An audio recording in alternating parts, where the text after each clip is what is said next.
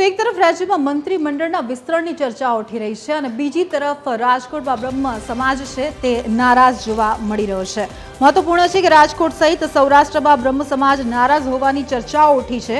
બ્રહ્મ સમાજના ધારાસભ્યને મંત્રી બનાવવાની એક તરફ માંગ ઉઠી રહી છે।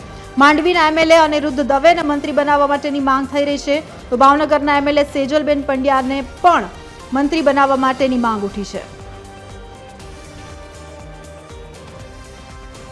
સમાવવામાં ન આવે, ભાવનગર વાળા પંડ્યાબેન ને કેમ સમાવવામાં ન આવે, ભાજપની અંદર ગુજરાતમાં પ્રદેશ ભાજપની અંદર બ્રાહ્મણોને કેમ સમાવવામાં ન આવે?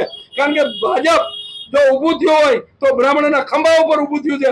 બ્રાહ્મણોએ આની અંદર ખૂબ તેલ રેડ્યું છે, લોહી રેડ્યા છે અને બ્રાહ્મણોને જો દરકિનાર કરવામાં આવશે તો આવતી આ નગરપાલિકાની ચૂંટણી, મહાનગરપાલિકાની ચૂંટણી, જિલ્લા પંચાયતની ચૂંટણી, તાલુકા પંચાયતની ચૂંટણી અંદર ભાજપને મુંહ તોડ જવાબ દેવામાં આવશે।